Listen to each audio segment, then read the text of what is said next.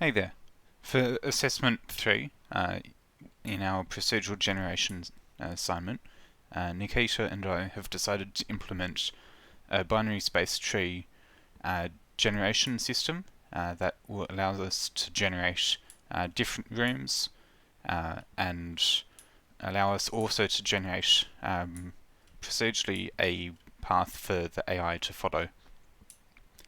Using a binary space tree algorithm that's recursive, we're able to generate a single room and then split it down into subsections until we reach a minimum size.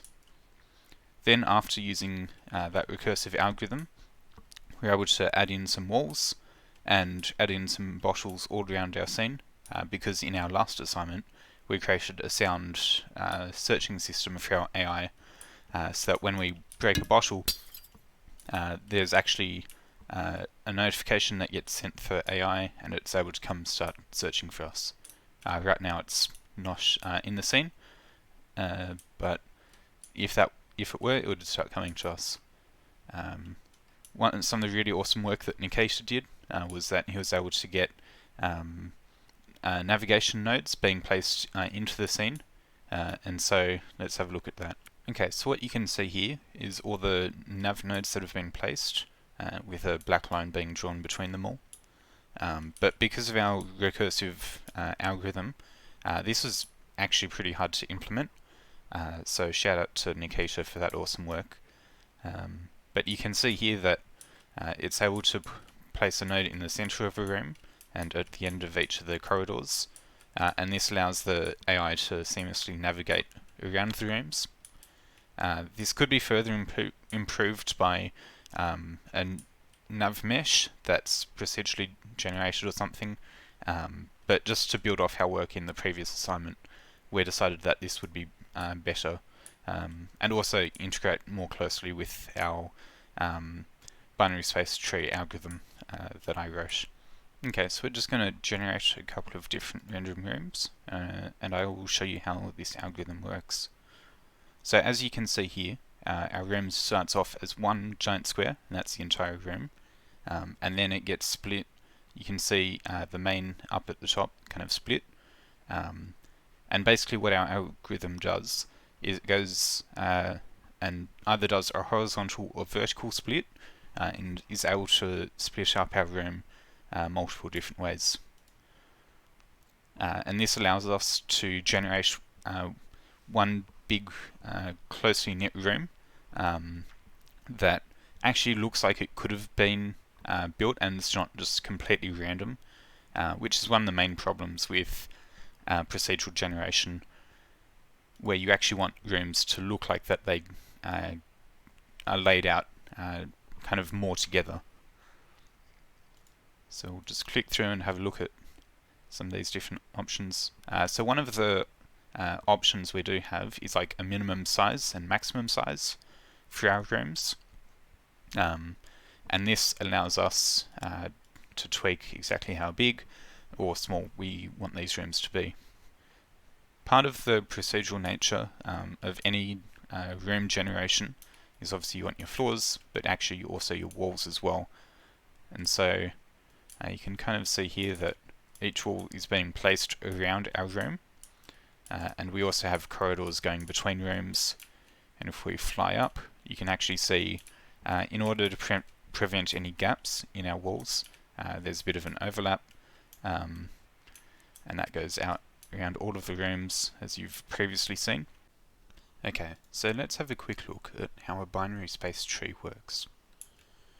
We start off with any shape. For our specific scene, we're just using a square, but really this as a concept works for any space. So we start off with this shape, and then we cut it in half, and that, if you remember back to data structures and algorithms, have a node graph, and this allows us to start off with shape A and have B and C as children of it, and then we can split again off the B shape, and that creates more subshapes, and that can go on for as long as you want.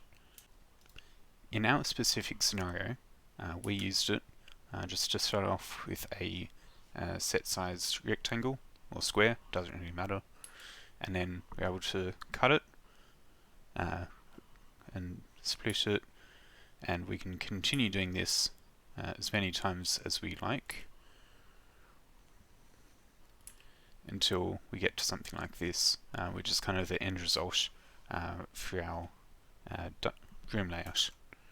Okay, so there's a lot of different code that goes into setting up our binary space trees, so I'll try and give this as best an overview as I can. We have a level gen manager, which allows us to generate our level at the start of runtime. And so what this does is we just spawn an actor of type A room, which you'll see in a second, and the first thing we want to do is set the size. As you've seen in the actual scene as it runs, that's the giant rectangle, and so we can jump in here and we set size. Now we're not saving this size value as a width and a height, but we actually have a left, right, top and bottom, which helps us in our subdivision, as you'll see in a moment. After we've set that size, we then want to call split. Coming across back into room, we want to attempt to randomly split it either vertically or horizontally, and so there's a bunch of different logic around that. Jumping into the horizontal split, we'll have a look. We set a boolean variable, and we want to find a random point in which to split our room. We don't want every room to be the same shape or to be square, so we use range, and we calculate based off the minimum height or width, depending what type of split you're doing, and you want to be able to get a child of the room, as you've seen as how a binary space tree works. Obviously left or right room hasn't been set yet, and we don't want it yet, and then we want to spawn another actor, and then we set the size of that again, and then call split. So that's recursive there, and it goes through all the way until you've basically reached your minimum room widths or heights. The next step in our algorithm is that we want to add corridors between our rooms. Now the way this works, going back into the rooms, we basically check if this room at our starting point is a leaf. Now what a leaf in a binary space tree is basically the final point at the bottom of our graph that you've previously seen. Just think of it like a normal leaf on a tree that's at the very end of a branch. And we want to go through and we want to recursively call this. And so you check left room and right room to null, and you want to do this different ways if it's vertical or horizontal. So basically what we do here is we find an overlap of the left or the right room. Now left and right can also be top and bottom, but we called it left right just because. And we want to find all the positions of the intersections between that. So when a room is drawn, obviously not every side is equal, and so you want to find which are the same. From there, you want to create an array of vectors, and then we want to loop over all the connections and add a corridor going between rooms. And we'll jump back into Unreal and have a look at that. And so you can see here each of these corridors between where there's this jut out is a corridor, and that's been added between rooms. Looking back at our corridor code, basically we want to create the size of the corridor to be slightly smaller, so you don't just have one big square at the end of your room generation. And then you set that size, and then you draw it, which we'll get back to in a second. And now let's go back into draw room, and if we look at that code, basically we check if that room is a leaf, so if we're actually going to be drawing it, we trim it. So basically we're just going to make the room a bit smaller, so that when we draw it, there's actual distinction between the rooms. If it's not a leaf, we continuously recursively call draw room on the left and right room, and eventually we'll always call create room. Now what this code does, there's a lot of it, but basically we get the world and we create a new blueprint that acts as our floor, and we want to find its mesh component and scale it up to be the size of our room.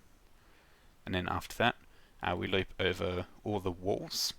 Now the code isn't in here, it's actually in the blueprint for each wall, but we basically just loop over every edge of the room at a wall, and then that wall itself will check if it's intersecting with the floor, it will just destroy itself. I won't talk too much about this part, but some of the really awesome code that Nikita wrote allows us to add and set up navigation nodes in our scene procedurally based off our rooms and corridors. It's currently just been hard-coded to work on 2 of our test maps, and we can call this generate nodes function, which will basically loop through all of the rooms in our scene and spawn a node at each of the centers of our rooms and at each end of our corridor. And then going between all of these, we're able to connect the nodes and build out our entire node graph. And I just want to shout out Nikita again because he's awesome. Okay, so moving forward with our assignment, we should first look back at what we first did for the first assignment, which is we added in a sound reaction system for our AI, so we're able to break bottles or shoot our gun, and that causes our AI to come looking for us. Going forwards into our multiplayer assignment, we're looking to add some more AI and have multiple players fight off the AI, potentially in waves or some other system. We're still deciding on how exactly we want it to work, as we still have a lot of options, but we definitely know that we're just going to be fighting against a bunch of different AI, and yeah, just kind of a maybe zombie kind of scenario that could be used in further in games.